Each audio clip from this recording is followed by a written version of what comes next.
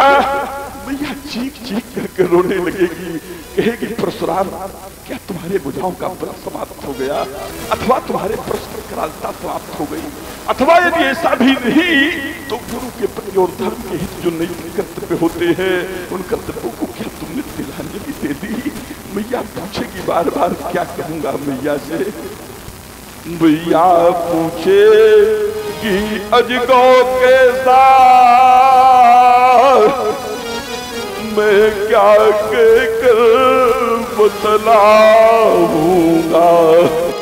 गुरु संपर्क के सन्मुख जाकर मैं कैसे मुख दिखलाऊंगा। अजगौ तुमने देखा होगा उस तोड़नहार यशस्वी को, जिसने ये तेरी दुर्गति की, उस दर के हरि मनस्वी को तो बतला दो बस नाम मुझे, और बदला मैं सभी चुकाऊंगा। और जैसे सोते हो तुम भूपर उसको भी आज सुलाऊंगा। अजगौ अब मैं प्रसोद करूंगा धनुष तोड़ने वाले को, और कैसे सोते हो तुम भूपर उसको भी आज सुलाऊंगा। अब मैं प्रसोद करूंगा। हाथी ऋषि बोले वचन कठोरा, कहु जड़ जनक धनुष कई तोड़ा। गुरुदेव ने पूजा के लिए दिया था, धरोहर के रूप में दिया था, और धनुष को इस प्रकार खंडित करवा के बताओ मौन खड़े हो। अरे किसने तोड़ा धनुषा प्रचंड, ये अपनी प्रबल भुजाओं से, ये अपनी प्रबल भुजाओं से। अरे किसने काट डाला खंड खंड बहुत सीधा धाज। अरे किसने तोड़ा धनुषा प्रचंड, किसमें आया ऐसा घमंड बहुत सूरत धाज। अरे किसने तोड़ा धनुषा प्रचंड, देखे बोल न तो जो उल्टा मैं चढ़े लाओ तब न ताजू नहीं तो जहां तक तुम्हारा राज्य है वहां तक की पृथ्वी को पलट दूंगा, या फिर जाऊंगा हिमालय और लाऊंगा हिमखंड और ढा दूंगा तेरी नगरी पर। तो जा सुराज प्री प्रजा दुखारी, स्वर्ण पावश नरकतकारी, तब तो तुझे नरका कामी बनाऊंगा। सब है बिलोक लोग सब जाने जाने की भीरो, हृदय न हरस विषाद कहो बोले श्री रघुवीर। हे भगवान, श्री शंकर जी के धनुष को तोड़ने वाला कोई और नहीं, आपका दास ही हूं। नाथ शंभु धनु, नाथ शंभु धनु भंजनिहारा, नाथ शंभु धनु हुई है क्यों एको दास तुम्हारा, हुई है क्यों आयसु का है कहिए किन मोही, आयसु का कहिए भगवान इस दास के लिए क्या आज्ञा है। राघवेंद्र तुम तो कहते हो नाथ शंभु धनु भंजनी हारा हुई है क्यों, तो इस संसार में अनेकानेक क्यों है, हम किसको को मान ले। नर सहस्र मासुनो पुरारी, को एक होए धर्म व्रतधारी, को तापस को पंडित ज्ञाता, को धनवंत सूर को दाता। तो हम किसको को मान ले। फिर कहते हो एक एक तो परात्पर ब्रह्म है, एको ब्रह्म द्वितीयो नास्ति सर्वं खलुविदं ब्रह्म प्राज्ञानम ब्रह्म वेदोमयी ब्रह्म ज्ञानम अनंतम ब्रह्म। तो क्या ब्रह्म इस धनुष खंडन के निमित्त मात्र वसुंधरा पर आ सकता है राम? एक तो आ नहीं सकता, और आ भी जाए तो इन चरणों का दास नहीं हो सकता। तुम कहते हो दास, लेकिन मैंने तो ऐसा जाना है सबके प्रिय सेवक नीति मोरे अधिक दास पर प्रीति। तुम तो दास कहते हो, लेकिन वह सेवक भी कहलाने का अधिकारी नहीं है। सेवक सो सेवक सो जो करे स्वीकाई, अर करनी करी करी लड़ाई। राघव, सेवक वो होता है जो सेवा के कार्य करे। उस सेवक का धर्म बड़ा कठोर होता है। सेवा धर्म कठिन जग जाना, ये सारा संसार जानता है कि सेवा का धर्म बड़ा कठिन होता है। सबते सेवक धर्म कठोरा, बड़ा कठोर धर्म होता है सेवक का। और अगर वो सेवक है तो करे इन चरणों की सेवकाई, या फिर मैं एक धनुष लेकर के आया, आज यहाँ भी धनुष तोड़ा गया है, और उसने अगर धनुष तोड़ा है, धनुष की सेवकाई की है, तो अगर हमारे धनुष की सेवकाई कर लेगा तो मैं मान लूंगा कि वास्तव में वो सेवक है। अगर वो सेवक है तो करे सेवकाई, और अगर अर्घ की करनी की है, शत्रु की करनी की है, रिपु की करनी की है, तो खुला निमंत्रण है राघव कराए लड़ाई लड़ाई लड़ाई। सुनो राम, सुनो राम, जय शिव धनु तोरा, सहसे बाहु समसोर कुमोरा। सुनो राम, जिस युद्धन तोरा, जिसने भगवान त्र्यंबक के आयुध को खंडित किया है, वो मेरा साधारण वैरी नहीं है। वो माहिष्मतिपुरी नरेश कार्तवीर सहस्त्रबाहु अर्जुन के समान। देखिए, सहस्त्रबाहु अर्जुन के 1000 बुझाए थे, तुम्हारे तो 2 ही बुझाए, लेकिन उनके वंश में हमने दिया जलाने वाला नहीं रखा। सहस्त्रबाहु समसो रिप मोरा सो बिलगाओ, सो बिलगाओ बिहाई समाजा, नत मारे जय है सब राजा। सो बिलगाओ, सुने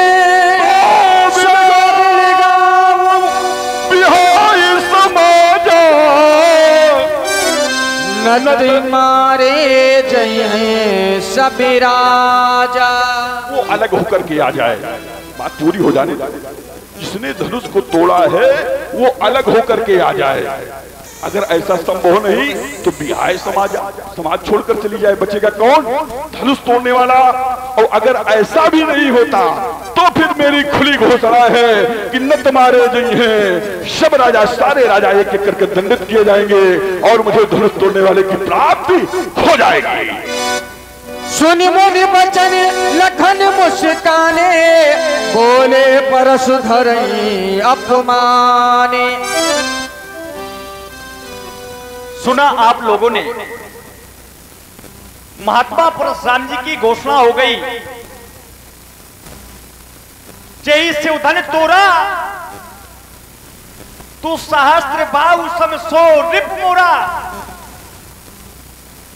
सो बिलगाऊ, सो माने वह है, बिलगाऊ माने अलग कर दिया जाए। विहाय समाजा, तो न तुम्हारे जय हैं सब राजा। जिसने भी धनुष का खंडन किया है वो अलग हो जाए और यह समाज उसको अलग कर दे।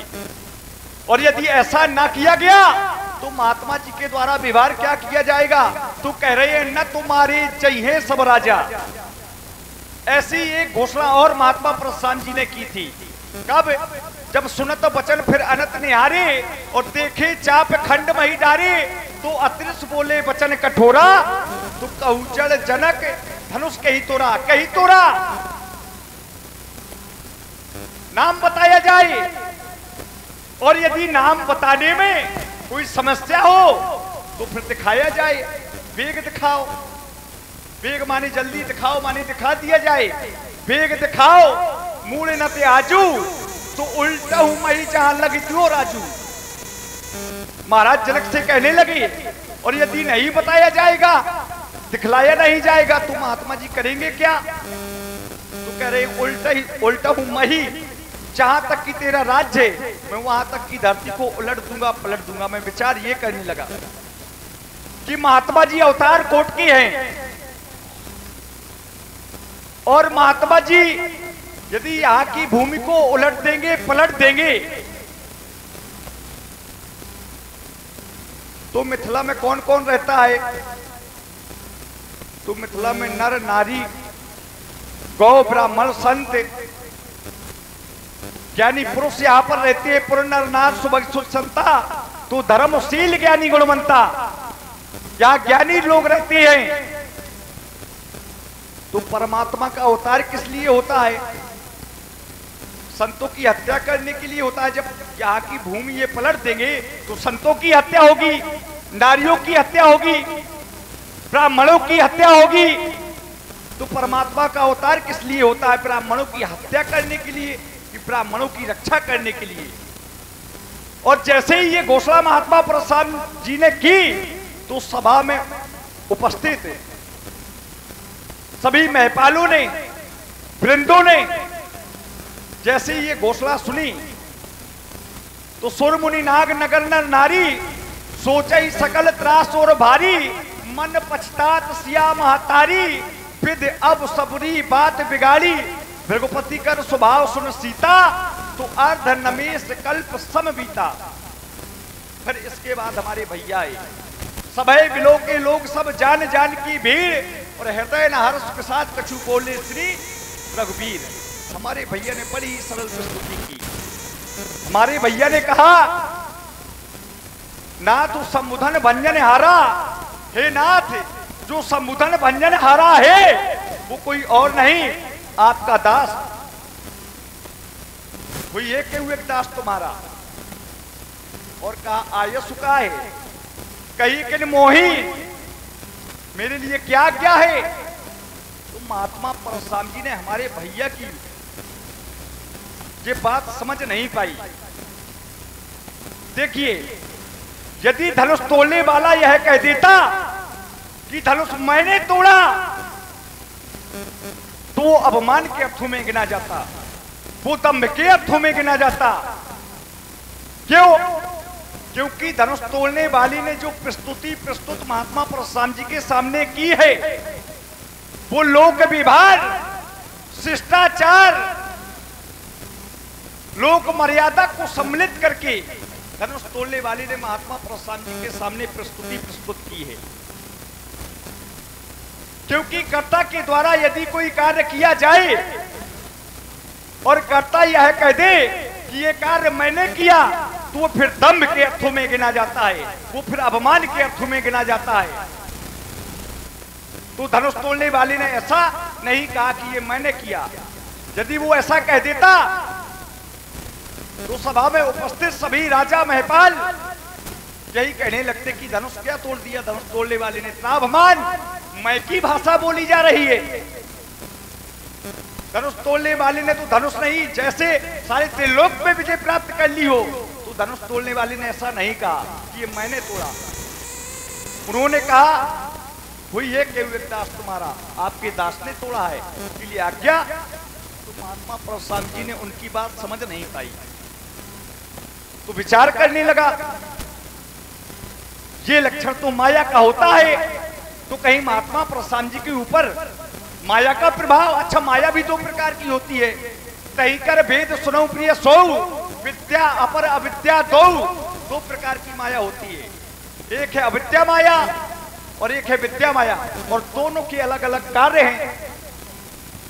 अविद्या माया का जो कार्य है वो है परमात्मा और जीव आत्मा के बीच में दीवार खड़ी करना, और जो विद्या माया का कार्य है वो परमात्मा की भक्ति प्रदान करना।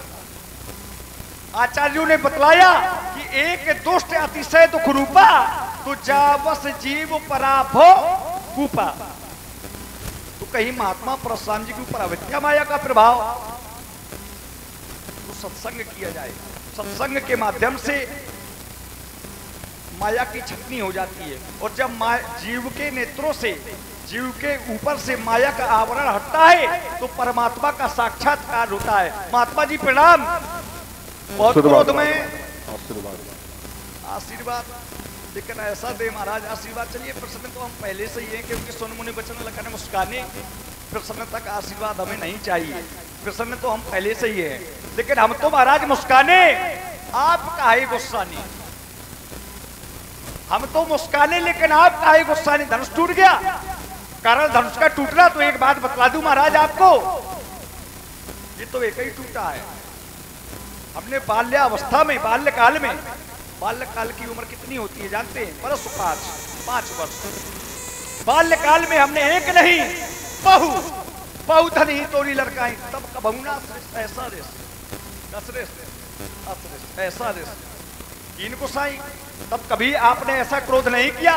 तो फिर यही धन पर ममता कहिए तू, इस धनुष से आपकी ममता ममत्व यदि है तो कहिए तू। जानना चाहता हूँ पूज्यपाद प्रातः स्मरणीय वंदनीय गोसाई महात्मा जी। चलिए, राजकुमार लक्ष्मण ने जहां से अपने कथन का विराम किया है, मैं वहीं से प्रारंभ हो रहा हूं। राजकुमार लक्ष्मण ने कहा कि मैंने बचपन में बाल्यकाल में और न जाने कितनी धनुइयां तोड़ दी, बहु धनुई तोरी लड़काई और कभू न सरिस कीन गुसाई। आपने कभी ऐसा क्रोध नहीं किया। तो इसका सीधा उत्तर है, अब समझ लो राजकुमार लक्ष्मण कितना विद्वान है, कितना विद्वान है कि बात यहां की हो रही है। तो श्रीमान जी बात कर रहे बाल्यकाल की, यहां से कोई उत्तर देना चाहिए अगर तुम्हारे पास होता तो। तुम्हारी विद्वता का तो परिचय यहीं से हो रहा है कि बहु धनुई तोरी लड़काई कबहू न सरिस कीन गोसाई। आप कहे गुस्साने, किसी के गुरु भगवान की वस्तु को नष्ट कर दिया जाए तो शिष्य उसमें क्रोधित नहीं होगा? स्वाभाविक है होगा। और अगर नहीं होगा तो पक्का शिष्य नहीं है, कच्चा वाला शिष्य होगा। पक्का शिष्य है अगर निष्ठा रखता है, सच्ची श्रद्धा रखता है, अगर उसके गुरुदेव भगवान का कोई अपमान करता है, किसी वस्तु को खंडित करता है तो उसका विरोध अवश्य करेगा।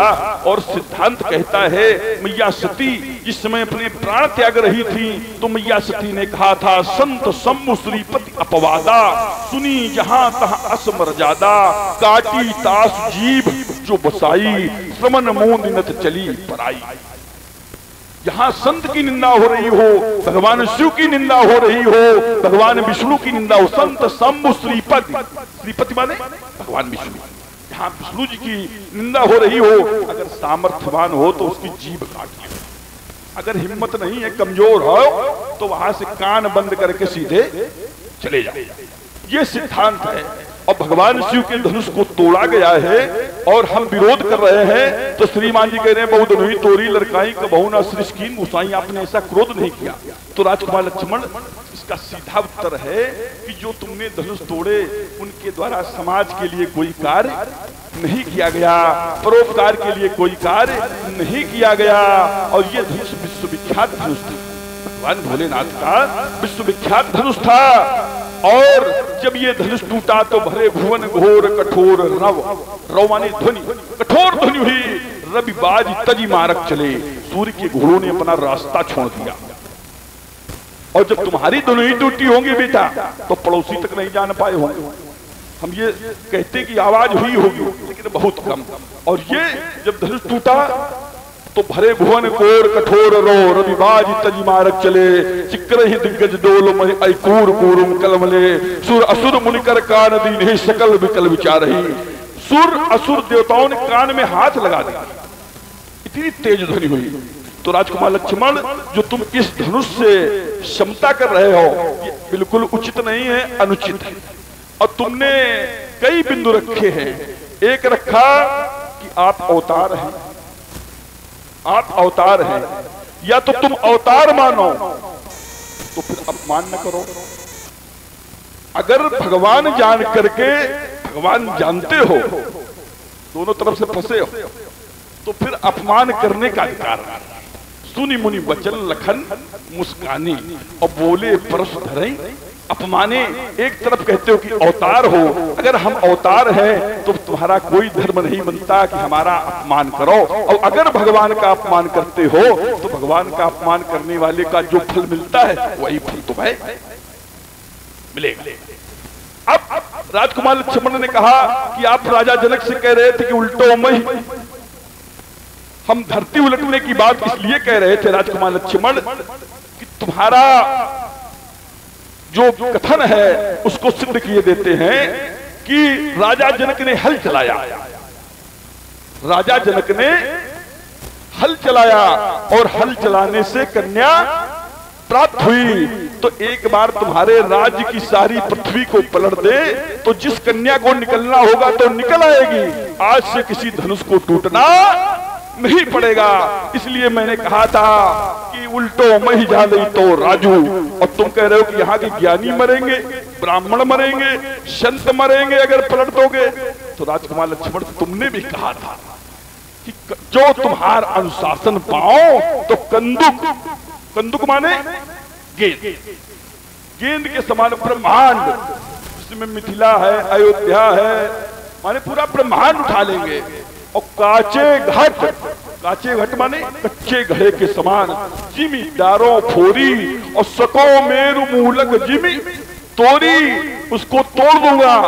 तो राजकुमार लक्ष्मण जब तुम ब्रह्मांड को उठाओगे तो उसमें अयोध्या उठेगी, और जब अयोध्या उठेगी तो तुम्हारी माताएं भी ऊपर उठेंगे, तुम्हारे पिता दशरथ उठेंगे, तुम्हारे गुरु वशिष्ठ जी उठेंगे, तुम्हारी गुरु माता अरुंधति उठेंगी।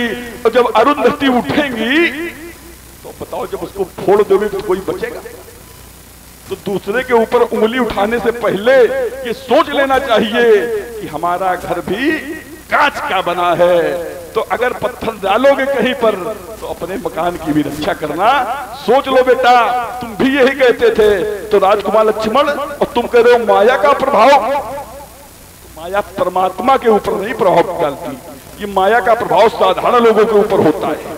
और विद्या माया, अविद्या माया क्या है इस सरल भाषा में समझ लो।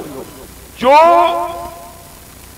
संबंध परमात्मा बनाता है या जो वस्तु परमात्मा बनाता है उसमें विद्या माया होती है, और जो संबंध मनुष्य बनाता है वो अविद्या माया होती है, उसका नाश होता है। और परमात्मा की बनाए हुए संबंध को विद्या माया कहा जाता है। इसलिए राजकुमार लक्ष्मण, अगर कोई साधारण परिवार का बालक अनुचित बोल जाए चलेगा?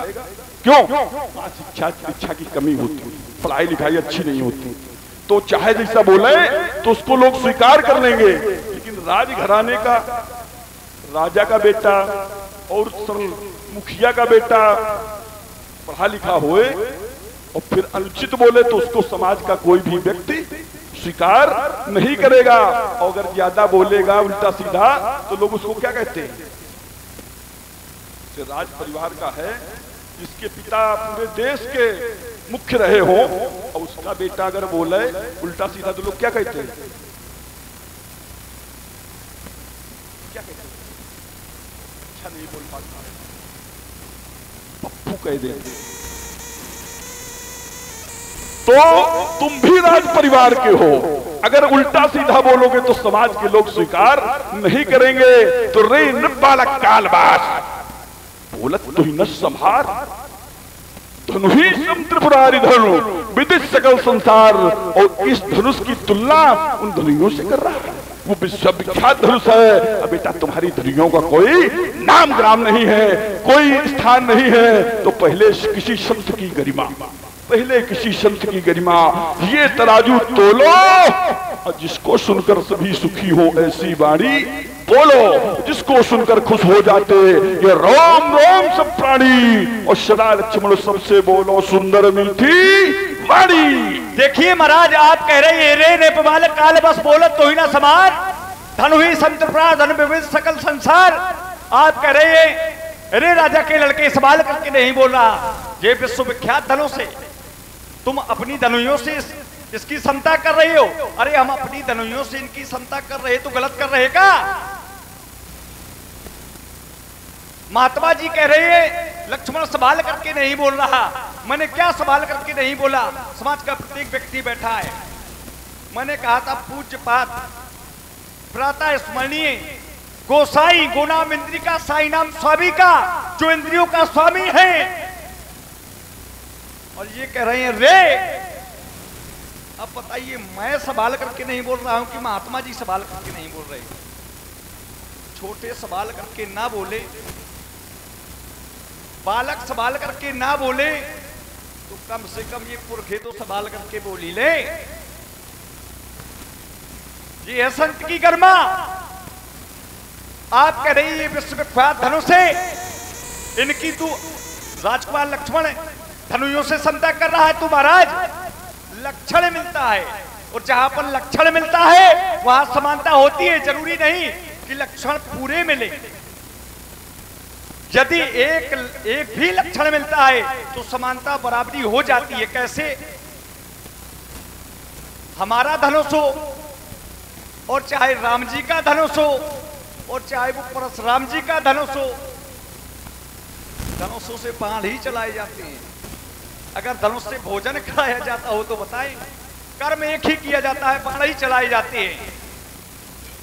तो कर्म एक ही किया जाता है तो लक्षण मिलता है, और लक्षण एक भी मिलता हो तो बराबरी हो जाती है। जैसे एक जगह लक्षण मिल रही है, अनुज वधु भगनी सुत नारी सुन सट कन्या समये चारी, ये चारों समान हैं।